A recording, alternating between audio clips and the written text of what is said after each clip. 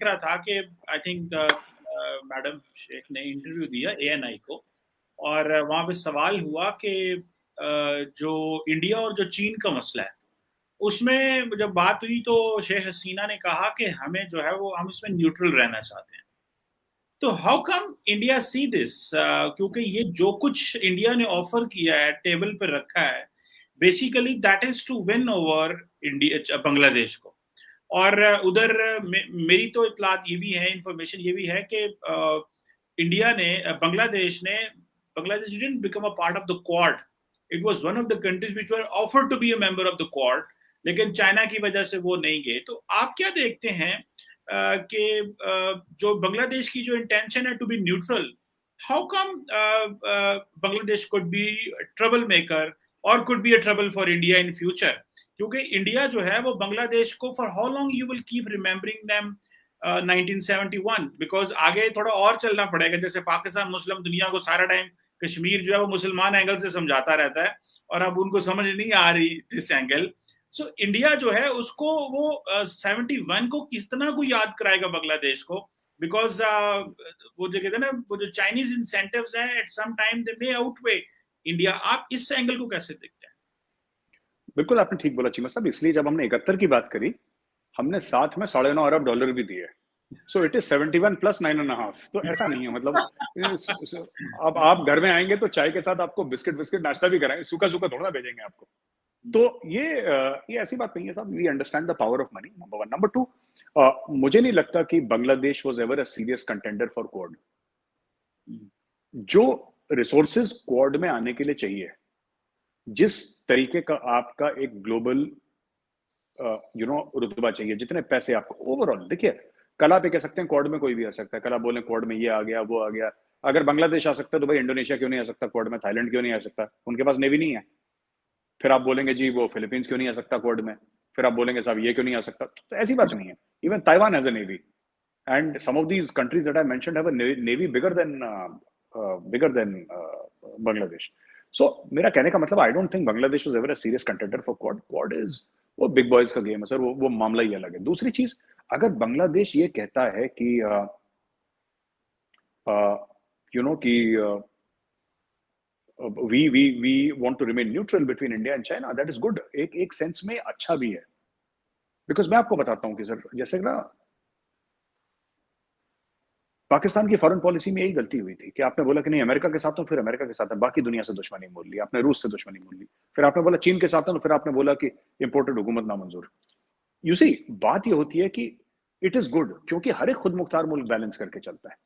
बांग्लादेश को China, Bangladesh India से भी, और सिर्फ ये $9-10 बिलियन देके थोड़ा ना हम बांग्लादेश को अपने तरफ कर लेंगे। ऐसे तो कई बार देना पड़ेगा, और हर साल देना पड़ेगा चीमा साहब।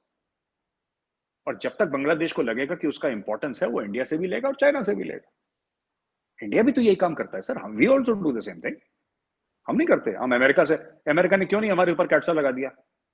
हमने पैसे नहीं लिए अमेरिका से, अमेरिका ने क्यों नहीं कैट्सा लगाया? अमेरिका को पता है, अमेरिका को ये पता है कि भाई अगर इंडिया हट गया बीच में से कौन खड़ा है।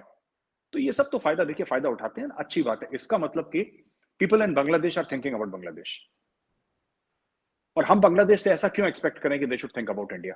There loyalty will be towards Bangladesh, so they are thinking about Bangladesh. और जहां तक चाइना के इन्फ्लुएंस की बात है चीमा साहब, और बांग्लादेश एक तरफा, बांग्लादेश न्यूट्रल ही चले तो अच्छा है। क्योंकि देखिए बात ये होती है ना कि एक तरफ आके कभी किसी भी कंट्री की फॉरेन पॉलिसी सक्सेसफुल नहीं होती। जब दोनों तरफ से लेगा तो इसका मतलब यह है कि देन यू कैन, कई सारी चीजें होती हैं। We will always have an advantage over China. जब तक बांग्लादेश की, हमें सिर्फ एक काम करना है कि बांग्लादेश की इकोनॉमी को स्टेबल रखना है, कि बांग्लादेश श्रीलंका की पोजीशन में आके इतना डेस्परेट ना हो जाए कि चाइना के आगे लेट जाए। जब तक बांग्लादेश की इकोनॉमी, और यही तो Modi ji, he knows all this, इसीलिए तो ये सब साइन करा है। ये जो बोला है कि अडानी विल सप्लाई इतने 1000-1500 पता नहीं कितने मेगावाट पावर सप्लाई करेगा, गौतम अदानी का ना अभी डील साइन करी है जो गौतम अदानी ने। और भी हम लोग, we are talking about atomic energy, we are talking about IT, we are talking about space programme. ये क्यों कर रहे हैं हम लोग? इसलिए कर रहे हैं, देखिए जब तक बांग्लादेश एक स्टेबल इकोनॉमी रहेगी, एक स्टेबल पावर रहेगा, Bangladesh will be able to maintain neutrality. अगर बांग्लादेश का हिसाब खराब हो गया, फिर बांग्लादेश सीधा चाइना के पास आएगा, because only China can give that amount of money. But वो जो है सर, वो बार्गेन जो है ना, वो बड़ा गड़बड़ है चाइना के साथ। चाइना पैसे देता है, फिर सर गुर्दा कलेजी रख लेता है कोने में। है ना। चाइना चाइना फिर मतलब वो सब कुछ रखवा लेगा अपने पास। China China will not give कि फ्रेंडली लोन्स टाइप के ना, सॉफ्ट लोन, ये नहीं करता China. They are very hard nosed business people. तो ठीक है सर, जो कर रहा है हमारे हिसाब से ठीक है, दैट्स ऑलराइट। अच्छा भाई साहब, ये बताइएगा कि जब शेख हसीना आई हैं तो एक चीज और हुई, वो ये कि रोहिंग्या जो मुस्लिम्स हैं उनके हवाले से इशू आया, बात आई सामने, जिसमें शेख हसीना ने कहा कि इंडिया जो है वो बोझ उठाए उनका। और आप इसको कैसे देखते हैं? क्योंकि मैं देख रहा था कि इंडिया के जो हाउसिंग मिनिस्टर हैं उन्होंने कहा कि हम रोहिंग्यास को आई थिंक दिल्ली में को फ्लैट देंगे, जिसपे जो राइट विंग जो हिंदू नेशनलिस्ट थे उन्होंने शोर मचा दिया कि आप क्यों देंगे, फिर इंटीरियर मिनिस्ट्री को इंटरवीन करना पड़ा। ये मैं आपको भी रिसेंट बातें बता रहा हूँ। तो उसपे आके इंटीरियर मिनिस्ट्री ने कहा कि हम कोई फ्लैट्स रोहिंग्या वगैरह को नहीं दे रहे। तो फिर हाउसिंग वाले ने भी कहा इंडिया में कि ठीक है हम नहीं दे रहे, जो इंटीरियर वाले कह रहे हैं वो सही कह रहे हैं।